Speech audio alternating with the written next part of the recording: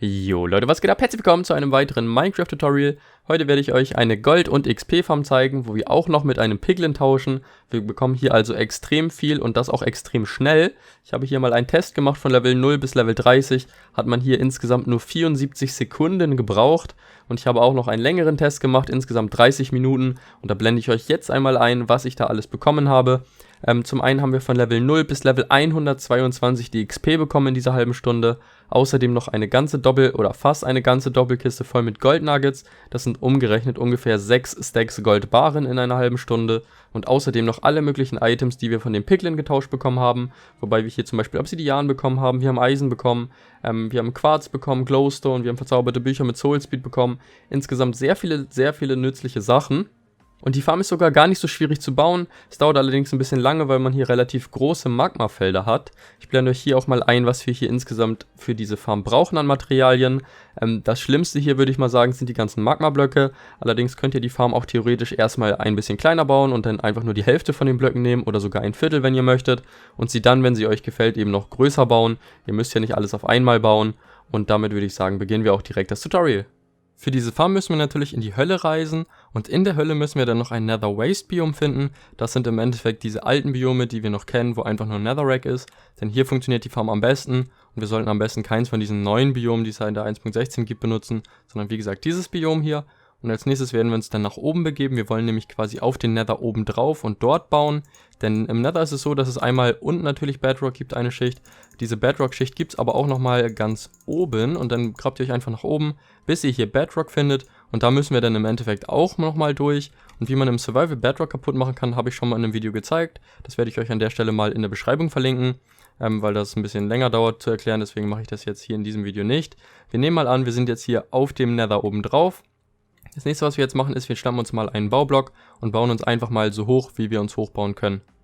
Wenn ihr oben angekommen seid, dann sollte hier so ein Hinweis kommen, dass wir jetzt das Höhenlimit erreicht haben von 256 Blöcken und dann wisst ihr, dass ihr weit genug oben seid. Was wir jetzt machen, ist, wir bauen nochmal 7 Blöcke wieder ab, also 1, 2, 3, 4, 5, 6, 7 Blöcke dann wieder weg und jetzt sind wir auf Ebene 249 und hier oben wird jetzt die Farm gebaut und zwar schnappen wir uns dafür einmal Halbsteine und den platzieren wir dann hier direkt drauf. Und was wir jetzt tun, ist, wir bauen einen kleinen Ring, der insgesamt 7 mal 8 Blöcke groß ist. Das bedeutet, wir gehen hier einmal in jede Richtung 3 Blöcke. Und dann nochmal 7 Blöcke davon jeweils weg. Also 1, 2, 3, 4, 5, 6, 7. Hier auch nochmal 1, 2, 3, 4, 5, 6, 7. Und das verbinden wir dann. Jetzt haben wir hier insgesamt so ein fast genau gleiches Viereck im Endeffekt. Wir haben ja 2 Seiten, die sind 7 Blöcke lang und 2 Seiten, die sind 8 Blöcke lang. Und jetzt gehen wir einmal auf die Seite, wo die 7 Blöcke sind. Das bedeutet diese hier. Und hier bauen wir jetzt quasi einen Weg, der insgesamt nochmal 18 Blöcke weiter rausgeht. Das bedeutet 1 Block, 2, 3, 4, 5, 6, 7, 8, 9, 10, 11, 12, 13, 14, 15, 16, 17 und 18. Und das gleiche machen wir auf der anderen Seite auch nochmal. Also wieder 1, 2, 3, 4, 5, 6, 7, 8, 9, 10, 11, 12, 13, 14, 15, 16, 17, 18 Blöcke.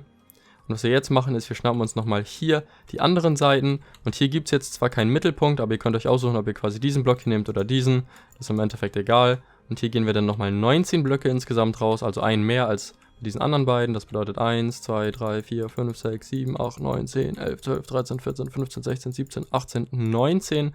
Und auch hier das gleiche dann nochmal auf der anderen Seite, wieder 19 Blöcke. So sollte das Ganze dann ungefähr aussehen und was wir jetzt noch machen ist, wir platzieren hier nochmal 2 extra Blöcke. Das wird später dann dafür sorgen, dass die Pigmen dann hier auch tatsächlich drauflaufen und nicht irgendwie komisch runterfallen. Das machen die nämlich sonst manchmal. Und das ist halt im Endeffekt so ein kleiner Sicherungsbereich hier nochmal, damit die Pigmen auch nicht runterfallen. So sollte das Ganze dann aussehen und als nächstes kümmern wir uns jetzt einmal um die Spawning-Plattform, wo also die Zombie-Pigments dann im Endeffekt spawnen werden. Und zwar platzieren wir dafür jetzt hier hinten an diese Blöcke ran einmal Magma-Blöcke. Und zwar machen wir das Ganze hier auch wieder zu einem Ring, der einmal drum herum geht und dann jeweils im Endeffekt bis hier vorne dann wieder, dass sich diese beiden Linien quasi dann verbinden.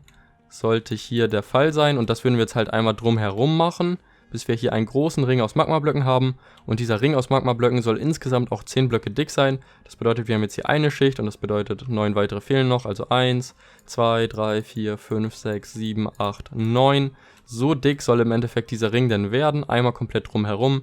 Und das wird ein bisschen länger dauern, deswegen haben wir auch so viele Magmablöcke hier in der Liste gehabt, eben mit den Materialien. Und das Beste ist, dass wir das Ganze nicht nur einmal bauen, sondern wir bauen das Ganze zweimal. Und zwar machen wir das Ganze hier oben drauf nochmal, und zwar machen wir hier 2 Blöcke Abstand und dann hier oben quasi nochmal so eine Schicht, Die könnt ihr theoretisch weglassen, allerdings sorgt die natürlich dafür, dass die Form nochmal effektiver wird. Aber wenn ihr wirklich keine Lust dazu habt, das Ganze zu bauen, was natürlich verständlich ist, weil das sehr lange dauert, dann müsst ihr das natürlich nicht, sondern könnt auch mit einer Ebene im Endeffekt ganz gut auskommen. Als nächstes bauen wir nochmal ein paar kleine Plattformen, und zwar immer in die Ecken. Und diese Plattformen sind nochmal 6 x 6 Blöcke groß. Das bedeutet, ihr geht in die Ecke 1, 2, 3, 4, 5, 6 Blöcke in diese Richtung und dann noch 5 hier lang. 1, 2, 3, 4, 5. Das verbindet ihr dann einmal und ihr könnt es euch schon denken, das wollen wir natürlich erstmal wieder überall machen. Was hier allerdings noch wichtig ist, ist, dass dann hier auf diesen Eckblock nochmal ein Mauerblock kommt, denn ansonsten haben die Zombie-Pigments so ein bisschen Schwierigkeiten noch mit den Weg zu finden und deswegen sollte hier noch einer hin und das Ganze machen wir natürlich dann auch hier auf der nächsten Ebene und dann auch nochmal in den anderen Ecken natürlich.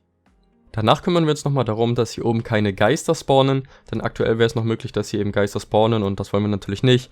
Die können uns dann abschießen und das Ganze in die Luft sprengen und deswegen müssen wir hier noch etwas machen. Und zwar gehen wir quasi auf die Mitte von dieser 6x6 Plattform, die wir uns mal denken. Und zwar, ich nehme mal kurz einen anderen Block dafür, wäre die Mitte von diesen 6x6 Blöcken ja hier. Das bedeutet 2 in diese Richtung jeweils Abstand. Und hier wollen wir dann einmal so eine kleine Plattform bauen, die insgesamt 2x2 Blöcke groß ist. Und das machen wir natürlich dann auch überall. Und was wir danach dann noch machen, ist einmal 4 Blöcke hier von Abstand nehmen. Also 1, 2, 3, 4 Blöcke. Dann machen wir hier einen Halbstein hin. Dann hier auch nochmal 1, 2, 3, 4 Blöcke. Hier wieder ein Halbstein. Die ganzen Blöcke können natürlich weg. Und daraus machen wir dann wieder Ringe im Endeffekt, die sich dann hier treffen. Und das würden wir jetzt auch nochmal auf der kompletten Ebene natürlich machen. So, und was wir dann nochmal machen, ist natürlich auch von diesen nochmal 4 Abstand. Also 1, 2, 3, 4. Dann kommt hier wieder einer hin. Und das gleiche hier auch nochmal wieder 1, 2, 3, 4 Blöcke Abstand und noch ein Halbstein. Und wenn ihr das richtig gemacht habt, dann sollten hier noch 2 Blöcke quasi frei sein. Und das sollte dann abschließen mit eurer Plattform, die ihr hier gebaut habt. Könnt ihr mal gucken, das sind 2 Blöcke, perfekt. Und auch das werden wir dann natürlich wieder verbinden. Denn das sorgt jetzt dafür, dass die Geister hier im Endeffekt nicht mehr genug Platz haben, um zu spawnen. Und dadurch dann auch nicht spawnen. Und wie gesagt, das machen wir jetzt einmal auch nochmal drumherum. Und dann haben wir schon mal den größten Teil von der Farm auch schon fertig. Den größten Teil der Farm haben wir jetzt im Prinzip schon geschafft. Das nächste, was wir jetzt machen, ist, wir gucken uns einmal das Quadrat an, was hier in der Mitte ist und suchen uns die längere Seite, also diese hier, wo 4 Blöcke sind, statt nur 3 Blöcken. Und dann gehen wir hier einmal geradeaus rüber und bleiben dann hier mittig, das ist wichtig, also ihr solltet immer den mittleren Block hier im Sichtfeld haben. Und was wir dann machen, ist, wir gehen hier einmal insgesamt 7 Blöcke rüber, also 1, 2, 3, 4, 5, 6, 7 Blöcke. Und dann kommt hier ein Halbstein hin und auf diesen Halbstein drauf kommt jetzt ein Zombie-Piglin, den ihr da hinbekommen müsst, also eins von diesen Pigments. Und den werden wir dann benennen. Der Name ist im Prinzip egal. Und der sorgt halt dafür im Endeffekt, dass die Leute oder die Zombie-Piglins immer wütend auf mich sind. Denn es könnte ja theoretisch sein, dass wir hier in der Farm sind und wir machen die wütend und dann kommen sie alle her und sterben alle. Dass dann aber gleichzeitig theoretisch mal alle tot sind, ohne dass neue gespawnt sind. Und dann würde die Farm halt aufhören zu funktionieren und man müsste halt nochmal die Zombie-Pigments dann angreifen. Und wenn man halt AFK ist und das passiert in den ersten 5 Minuten, wäre das ziemlich nervig. Und dafür haben wir jetzt hier hinten einen und der weiß immer, dass wir böse zu ihm sind und wird das immer seinen Leuten hier sagen. Und deswegen laufen sie immer zur Mitte. Und er selber kann allerdings nicht kommen, weil er ja hier nicht rüber hüpfen kann. Und das bedeutet, dass die Farm halt dann auch insgesamt sehr lange aktiv bleibt oder im Prinzip eben so lange, wie ihr möchtet. Jetzt kommen wir zu dem spannenden Teil von der Farm, und zwar dem Redstone-Teil. Das wird am Anfang vielleicht ein bisschen kompliziert aussehen, ist aber im Prinzip relativ einfach. Und zwar gucken wir nochmal, auf welcher Seite wir unseren Pigment da hinten hingetan haben. Das ist jetzt diese Seite hier. Und auf dieser Seite hier fangen wir dann an mit dem Bauen. Und wir platzieren hier erstmal 3 Halbsteine und hier dann nochmal ein. Und was wir dann machen ist, wir erhöhen das Ganze hier einmal und hier dann nochmal. Und hier kommt nochmal ein ganz normaler Stein hin. Und jetzt werdet ihr schon sehen, dass hier sind dann keine spawn-proofen Blöcke. Also hier können noch theoretisch was drauf spawnen. Das wollen wir aber nicht. Deswegen platzieren wir hier dann nochmal Knöpfe hin. Als nächstes bauen wir dann unter dieser Plattform weiter. Und dann nehmen wir uns dafür einmal einen normalen Baublock und platzieren den hier hin. Und dann platzieren wir insgesamt noch 2 weitere Blöcke darunter. Und die oberen beiden können dann wieder weg.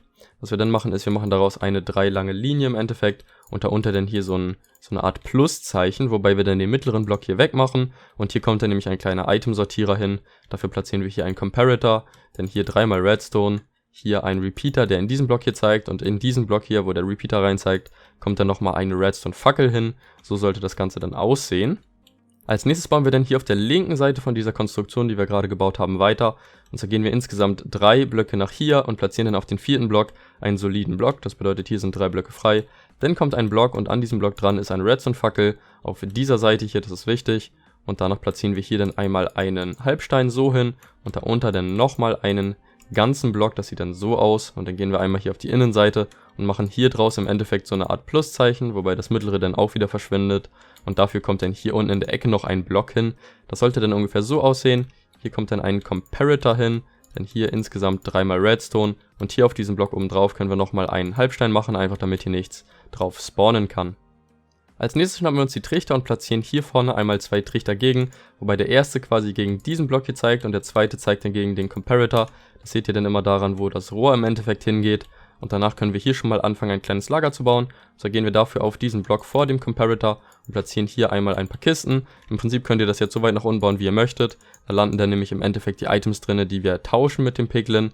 Allerdings reichen im Prinzip 3 Doppelkisten, weil hier oben kommt nämlich auch noch eine hin. So sieht das dann im Endeffekt aus. Und das müsste eigentlich zumindest für ein paar Minuten AFK sein auf jeden Fall reichen. Dann können wir die ganzen nochmal verbinden hier mit Trichtern, wobei wir die dann immer mit Shift und Rechtsklick gegen diese Kisten gegen platzieren. Und hier oben kommt auch nochmal ein Trichter, der dann in die obere Kiste zeigt. Sollte dann ungefähr so aussehen. Und danach schnappen wir uns nochmal einen soliden Block und platzieren den einmal hier vorne hin. Auf dieser Seite kommt dann ein Halbstein. Das ist wichtig, weil ansonsten würde dieser Trichter hier unten mit Redstone deaktiviert werden im Endeffekt. Und dann kommt hier nochmal ein Block hin und hier machen wir dann auch wieder so eine Art Pluszeichen draus. Das bedeutet, wir machen hier sowas hier, wobei dann der mittlere Block hier auch wieder fehlt. Und was wir dann machen, ist den hier einmal spawnproof machen. Hier kommt nämlich nichts drauf und deswegen sollte hier auch nicht spawnen, deswegen kommt ein Halbstein hin. Was wir dann noch machen, ist wieder hier ein Comparator, der so rumguckt. Dann kommt hier 3-mal Redstone hin. Hier unten kommt dann wieder ein Repeater, der in diesem Block hier zeigt. Und auf diesen Block hier, wo der Repeater rein zeigt, kommt dann wieder eine Redstone-Fackel. Und dann haben wir hier einen schönen weiteren Mechanismus. Das nächste, was wir tun, ist, wir schnappen uns nochmal einen Trichter, der dann auch in diesen Comparator quasi reinschaut. Das bedeutet auch wieder hier Shift und Rechtsklick gegen diesen Trichter gegen den Comparator gegen, meine ich. Und was wir dann noch machen können, ist einmal hier ein weiteres Lager einbauen. Und zwar komme ich hier dann einmal eine Doppelkiste hin und hier auch. Da wird dann im Endeffekt euer Gold oder eure Gold Nuggets ankommen. Das könnt ihr natürlich auch wieder im Prinzip so weit bauen, wie ihr möchtet. Ihr müsst dann halt nur nicht vergessen, von hinten da dann auch Trichter gegen zu platzieren, also gegen die Kisten. Und hier ist es dann auch wichtig, dass in beiden oder auf beiden Seiten von den Kisten im Endeffekt Trichter reingucken, weil einmal von hier und einmal auch von diesem Trichter im Endeffekt Gold Nuggets ankommen könnten. Und deswegen nicht nur irgendwie sparsam versuchen, hier auf einer Seite das zu machen, sondern wenn schon, dann auf beiden Seiten tatsächlich. Als nächstes schnappen wir uns dann einen Magma-Block und platzieren den hier oben auf dieser Kiste oben drauf. Und die wollen wir auch noch anzünden. Und was wir dann machen, ist, wir platzieren hier einmal eine Stufe hin. Welche Stufe das ist total egal. Hauptsache sie brennt halt nicht, sonst würde sie hier wegen des Feuers verbrennen. Und das wollen wir natürlich im Optimalfall nicht. Was wir dann noch machen, ist, wir platzieren von hier gegen diese Fackel gegen einmal einen Sticky Piston. Der müsste sich dann auch ausfahren. Und auf diesem Trichter hier oben drauf kommt dann nochmal eine Eisenfalltür. Und dann können wir auf diesen Comparator auch nochmal einen Glasblock machen. Das ist wichtig, weil hier im Endeffekt auf diese Eisenfalltür werden die Monster runterfallen. Und nicht, dass dann so ein kleiner denn hier in diese Richtung ausbricht. Das wollen wir natürlich nicht. Dementsprechend muss dann hier ein Glasblock hin. Und, oh, hoppala, da bin ich runtergefallen. Hier vorne auf diesen ersten Trichter kommt dann ein Soul Sand Block und auf den zweiten dahinter dann auch. Oder also nicht auf diesen Trichter hier, sondern hier hin. Auf diesen Trichter kommt nämlich später dann der Piglin, der mit uns tauscht. Und von dem bekommen wir nämlich die Items und deswegen wollen wir das hier nicht verstopfen unbedingt. Was wir dann noch machen ist, wir platzieren hier einmal 2 Falltüren. Auch hier ist es im Prinzip wieder egal, welche ihr macht. Hauptsache ihr könnt sie aufklappen. Dann sollten sie so aussehen. Das gleiche machen wir hier auch nochmal, dass hier so eine kleine Kammer eben entsteht im Prinzip. Und hier oben auf diese drauf kommt dann nochmal eine, die wir in diese Richtung hier aufklappen können. Sollte dann im Endeffekt ungefähr so aussehen. Und das Ganze können wir dann schon mal mit Glas umranden. Das bedeutet hier auf diesem Comparator einmal 2 Blöcke, hier 2 Blöcke rauf. Und dann können wir hier einmal einen Ring drumherum ziehen und hier auch einen Ring drumherum ziehen. Allerdings müssen wir dieses Loch hier noch offen lassen, weil da kommt natürlich dann gleich der Piglin noch rein. Das machen wir auch gleich. Vorher machen wir aber hier nochmal 2 Halbsteine hin, damit hier einfach auf jeden Fall nicht spawnen kann. Als nächstes wollen wir dann hier vorne einmal den Piglin reinbekommen. Und das machen wir mit Hilfe von Minecarts. Und zwar müssen wir gucken, dass wir genau über diesem Block einen soliden Block haben. Ich mache den jetzt mal hier hin. Und hier auf dieser Seite muss dann quasi ein Stoppblock sein, sodass wir ihn genau hier hinschieben können. Und was wir dann am besten machen, ist hier so eine kleine Strecke. Und wenn ihr wollt, könnt ihr das Ganze dann natürlich auch nochmal auf Nummer sicher hier so einkreisen, dass der Piglin auf jeden Fall nicht rauskommt. Ich versuche mal, ob das hier vielleicht auch direkt so funktioniert. Was wir dann machen, ist, wir legen hier eine Schiene hin. Und was jetzt im Prinzip vorkommen wird, ist, dass hier der Piglin stehen soll. Und dann nehmen wir von hier einen Minecart, schubsen das gegen. Und dann wird er sich da reinsetzen. Und dann können wir ihn nämlich ganz gezielt in das Loch da verfrachten. Das werden wir jetzt mal ausprobieren. Wenn wir hier einen hinstellen, müssen wir nur schnell sein, dass er sich nicht bewegt. Genau. Und jetzt sitzt er im Minecart und eben genau da, wo wir ihn haben wollen. Was wir dann noch machen können, ist da einen Block hinsetzen, damit wir ihn quasi fixieren. Das hier kann dann im Prinzip auch alles wieder weg. Und jetzt müssen wir halt nur gucken, dass hier keine Möglichkeit für den Piglin ist, irgendwie nach links oder rechts zu fallen, wenn wir jetzt den Block da unter nämlich abbauen. So, das bedeutet, wir bauen das hier im Endeffekt einmal ein, können dann hier runtergehen und auf diesem Block ist jetzt der Piglin und wenn wir den abbauen, dann geht eben die Schiene kaputt und das Minecart sollte runterfallen. Und es fällt auch perfekt in das Loch, das ist super. Dann können wir die Blöcke hier einmal abbauen. Und ihr seht schon, der sitzt jetzt noch hier oben. Das ist ja eigentlich nicht das, was wir wollten. Das ist aber eigentlich keine Schwierigkeit. Wir wollen nämlich einfach nochmal hier unten denn die Türen einmal umklappen. Und dann können wir sie wieder hochklappen. Und dann seht ihr, er rutscht so ein kleines Stückchen runter. Und das gleiche können wir dann hier unten auch nochmal machen. Und wenn wir die dann wieder hochklappen, seht ihr, dass er hier perfekt in diesem Loch drinne sitzt. Und dann können wir das Ganze hier auch nochmal mit Glas im Endeffekt dann auch absichern. Das nächste, was wir jetzt machen, ist der Mechanismus, der im Endeffekt die Zombie-Pigments auch töten wird. Und zwar funktioniert das so, dass wir hier auf diesem Block im Endeffekt ganz viele Minecarts haben. Und wenn da nämlich 25 Stück drin sind und dann fällt ein Zombie oder ein Spieler zum Beispiel auch rein, dann gibt es eben Schaden. Und genau das nutzen wir hier aus, um die Zombie-Pigments dann zu töten. Das bedeutet, wir müssen jetzt erstmal 25 Minecarts reinbekommen und das machen wir ganz einfach, indem wir hier einen Block hinstellen und dann im Prinzip das gleiche tun wie mit dem Piglin da eben. Das bedeutet, wir platzieren hier einmal eine Schiene und platzieren dann da ganz viele Minecarts rauf, bauen den Block ab und dann fällt das runter. Wobei ihr hier darauf achten solltet, dass die Schiene genauso liegt, wie sie jetzt hier ist und nicht so. Das könnte nämlich dazu führen, dass die Minecarts in alle Richtungen im Endeffekt sich verstreuen und das ist dann ziemlich ätzend. Und wir platzieren dann einfach das so, stellen uns dann hier hin und ihr seht, hier gibt es so eine kleine Kante, wo wir quasi von der Seite auf die Schiene zugreifen können. Und genau da wollen wir jetzt 25 Minecarts drauf platzieren. Das bedeutet, wir spammen jetzt einfach 25 Minecarts darauf. Also 1, 2, 3, 4, 5, 6, 7, 8, 9, 10, 11, 12, 13, 14, 15, 16, 17, 18, 19, 20, 21, 22, 23, 24, 25. So. Wenn wir das gemacht haben, können wir dann hier auch nochmal einen Block zur Sicherheit einfach nur platzieren.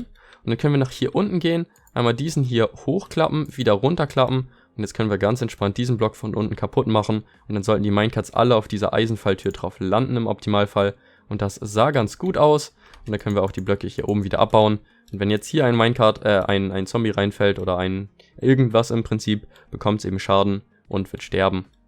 Und jetzt bauen wir hier, wie gesagt, die kleine Plattform. Das bedeutet, wir schnappen uns Halbsteine und platzieren hier mal auf jeden Glasblock zum Beispiel einen und dann auch hier in der Mitte einen, wobei dann hier eine Falltür hinkommt. Hier werden wir uns nämlich später drauf AFK stellen und hier werden eben die Zombies reinfallen. Das bedeutet, das hier muss offen sein und damit die Zombies, ich sage immer Zombies, aber ihr wisst, dass ich Zombie-Pigments meine, hoffe ich. Damit die nicht zu uns kommen, wollen wir das Ganze natürlich nochmal ein bisschen sicherer machen. Dafür bauen wir hier insgesamt 2 Etagen nochmal mit Halbstein. Wobei es wichtig ist, dass dann hier oben im Endeffekt ein Halbstein ist und dass es eben kein solider Block ist. Das bedeutet, ihr seht hier immer, das geht hier ein weiter nach unten und das sorgt dann dafür, dass hier nicht spawnen kann. Und genau das wollen wir jetzt hier einmal drumherum machen. Das bedeutet, wir gehen hier einmal so drumherum, machen das Ganze natürlich auch hier oben. So, und was wir dann hier machen, ist noch einen weiteren Block platzieren. Und jetzt kann man da normalerweise zwar nicht reinlaufen, aber wenn man sneakt, kann man sich hier eben reinstellen. Und was auch wichtig ist bei der Farm später, dass ihr immer versucht in diese Ecke zu kommen, also in die linke obere Ecke, wenn ihr reinkommt. Dann wird die Farm am effektivsten sein und nicht, dass ihr euch irgendwie hier hinstellt oder sowas. Das wäre dann nicht mehr so gut. Und was wir dann natürlich auch noch machen, ist das Ganze hier zu erweitern, sodass hier natürlich auch nirgendwo irgendwelche Schlupflöcher sind für die Zombies im Endeffekt. Und auch hier müssen wir das Ganze nochmal erweitern. So, und von oben sollte das dann im Endeffekt so aussehen, so ein Muster hier haben. Dann habt ihr alles richtig gemacht. Als nächstes können wir dann noch etwas survival-freundlicher werden. Und zwar haben wir ja hier einmal unseren Turm, den wir gebaut haben. Da können wir jetzt natürlich eine Leiter dran bauen, damit wir dann hier im Endeffekt hinkommen. Wobei ihr dann hier aufpassen müsst, dass es hier halt nicht möglich ist, für Zombie-Pigments rüberzukommen. Also ihr müsst da irgendwie eine kreative Idee finden, irgendwie so ein Jump'n'Run zum Beispiel, sowas hier. Sonst würden die nämlich bei euch einfach hinten reinlaufen und das wäre ein bisschen doof. Außerdem könnt ihr hier natürlich dann auch noch eine kleine Etage hinbauen, sodass ihr an die Kisten kommt. Zum Beispiel macht ihr das dann so und wie gesagt, hier auch immer darauf achten, dass wir hier Halbsteine haben und nicht volle Steine. Und dann könnt ihr hier einfach so eine kleine Linie hinziehen, dass man dann hier von der Leiter runtergehen kann und da geht man halt hier in die Kisten und kann die Sachen da eben rausholen und das gleiche müssen wir natürlich auch auf der anderen Seite dann noch machen. So, oder ihr baut natürlich das Lagersystem bis zum Boden. Das ist dann natürlich noch besser, aber natürlich auch ein bisschen ressourcenintensiver. Was ich euch außerdem empfehlen würde, ist, dass ihr hier irgendwo eine Kiste hinbaut. Das bedeutet, wenn ihr zum Beispiel hier eine hinstellt, die natürlich dann auch wieder sicher macht, dass man denn da drin im Endeffekt Schneebälle zum Beispiel lagert oder Pfeile und Bogen, denn auf diese Art und Weise könnten wir jetzt von hier die Zombies eben böse machen und dann würden die alle aggressiv hin und her laufen und manchmal, wenn man zur Farm zurückkommt, ist es nämlich so, dass sie gar nicht mehr aggressiv sind und dann muss man sie immer neu aggressiv machen und wenn ihr dann hier zufällig gerade Pfeile und Bogen zum Beispiel parat habt, dann könnt ihr das natürlich machen und das ist natürlich ärgerlich, wenn man das mal vergisst irgendwie und dann ist man hergelaufen und hat eben gar nichts, um die irgendwie wütend zu machen. Als letztes müssen wir uns jetzt nochmal um den Item-Sortiermechanismus kümmern. Und zwar würde aktuell hier nicht sortiert werden, wir wollen es ja aber sortieren. Und das bedeutet, wir gehen hier unten einmal hin auf diesen Trichter hier, wo drüber die Minecarts sind. Und da platzieren wir einmal 41 Goldnuggets rein und einmal auch 4 irgendwas, was stackbar ist. Also ich nehme jetzt Äpfel, aber ihr könnt auch Cobblestone benutzen oder Diamantblöcke, wenn ihr unbedingt möchtet. Und in den Trichter da unter kommen dann auch nochmal insgesamt 5 komplette Stacks Goldnuggets rein. Ansonsten kommt es hier manchmal zu irgendwelchen komischen Fehlern, das wollen wir natürlich nicht. Und was wir dann noch machen ist, wir gehen auf diesen Trichter hier, der unter dem Soul Sand ist. Da könntet ihr von hier zum Beispiel auch rankommen. Und da machen wir im Endeffekt genau dasselbe, was wir eben auch gemacht haben. Und das wird eben dafür sorgen, dass wir, wenn wir hier nochmal uns Goldnuggets nehmen und die zum Beispiel hier rein tun. So, hier tun wir mal ein paar rein, dann werden die hier nämlich aussortiert und es werden immer nur 41 da drin bleiben. Das gleiche ist dann hier auch der Fall. Und dann können wir mal hier eben runter und dann werdet ihr sehen, dass hier dann im Endeffekt nur Goldnuggets drin landen und alles andere eben nicht. Weil wir wollen zum einen das Gammelfleisch nicht haben, das ist relativ wertlos, genauso wie die Goldschwerter. Weil wir hier einfach viel zu viel davon generieren würden und dann wären die Kisten viel zu schnell voll. Und die Goldblöcke, oder beziehungsweise die Goldbarren meine ich, die wollen wir ja haben und zwar soll damit der Zombie hier insgesamt drinnen mit handeln können, weil der kann damit ja handeln. Und was wir dafür dann auch noch machen müssen, ist hier einmal einen Block platzieren und hier kommen dann insgesamt nochmal 8 Goldschwerter drauf. Das bedeutet, ihr schnappt euch nochmal 8 Goldschwerter und versucht die hier so in die Ecke zu ihm zu schmeißen. So ungefähr. Dann kann er die nämlich aufsammeln und so füllen wir sein Inventar eben ein bisschen auf. Das ist auch eine wichtige Sache, damit das hier alles reibungslos funktioniert. Und dann ist die ganze Farm im Prinzip schon fertig. Was ihr jetzt noch machen müsst, ist euch natürlich irgendwie Schneebälle schnappen oder sowas. Oder eben Pfeil und Bogen. Ich versuche das mal mit Pfeil und Bogen. Hoffentlich treffe ich. Und dann könnt ihr einfach in den Survival-Modus gehen. Und dann könnt ihr versuchen, einmal eins dieser Piglins abzuschießen. So, das müsste passen. Und dann werden jetzt alle auf einmal wütend. Alle werden hier zu euch kommen. Ihr könnt euch dann in diese Ecke hier stellen. Und das sollte sich dann auch zu denen da hinten rumsprechen. Ja genau, ihr seht's. Und ihr seht, manchmal gibt es dann eben Probleme damit, dass sie da den Weg nicht richtig finden. Dafür sind noch mit diese extra Blöcke da ja gedacht. Und dann fallen sich hier einfach alle rein und ihr bekommt hier ganz entspannt die XP. Könnt euch hier AFK hinstellen und gönnt euch im Prinzip einfach. Ja, das war die ganze XP-Farm, die ist wie gesagt super nützlich, auch wenn der Bau vielleicht ein bisschen stressig ist und ein bisschen anstrengend, aber es lohnt sich in meinen Augen auf jeden Fall. Wenn ihr bis hierhin geschaut habt, schreibt mal Hashtag Magma in die Kommentare und dann würde ich sagen, sehen wir uns bei einem weiteren Video. Bis zum nächsten Mal, haut rein und ciao.